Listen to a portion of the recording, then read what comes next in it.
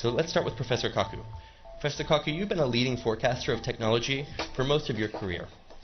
What do you think about the digital revolution that we've seen so far? Where is it going, and how might it interact with other forms of technological revolution in science, such as biotechnology? Well, in the coming years, computer chips will cost as little as a penny. That's cheaper than garbage, cheaper than scrap paper. So computer chips will be everywhere and nowhere, including our contact lenses. So when we put on our contact lenses and blink, we will go online. And who were the first people to buy internet contact lenses? College students taking final examinations.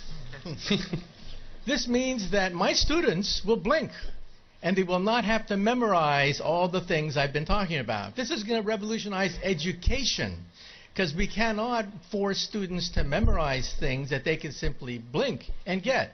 And then if you feel sick, you will blink and see RoboDoc.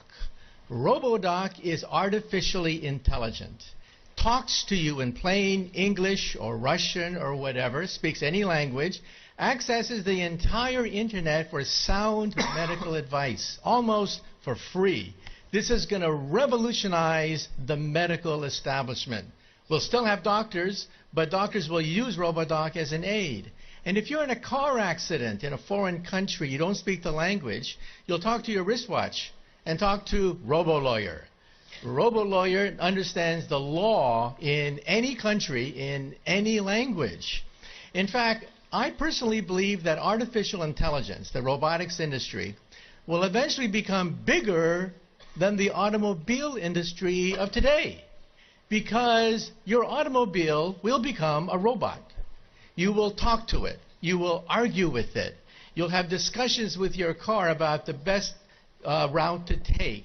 And when you want to park the car, you simply tell your car, park yourself.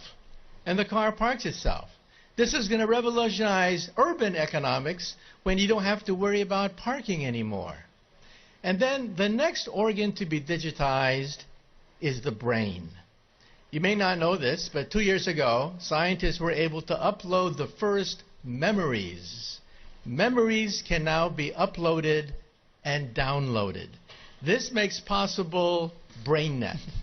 BrainNet could be the next step in the evolution of the internet. Instead of zeros and ones, instead of text, you'll put emotions, feelings, sensations, memories. Teenagers will go crazy. Teenagers put happy faces at the end of every sentence.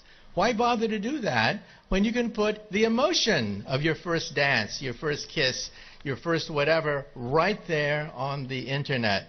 And so in the future, when you walk into a room, you will mentally command the internet. You'll take dictation mentally. You'll turn things on, turn things off, communicate with other people. People will think of you as a wizard of some sort, mentally communicating with everything around you. That's BrainNet. And then biotech is being digitized now. We can create a human body shop. We can create from your own cells, so there's no rejection mechanism. We can create skin, bone, cartilage, noses, ears, blood vessels, heart valves, bladders, complete windpipes can be grown in the laboratory. The next organ to be grown, by the way, is the liver. So for all you alcoholics in the audience, take heart. We may be able to grow your next liver. So even the economy is now being digitized into something I call perfect capitalism. You see, capitalism is based on supply and demand. But you don't know who's cheating you when you buy something.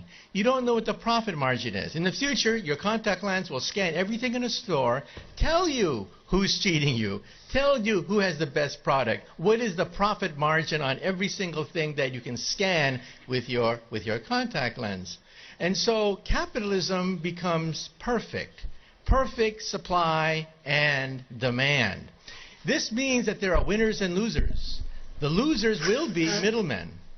Because why did Amazon become so big?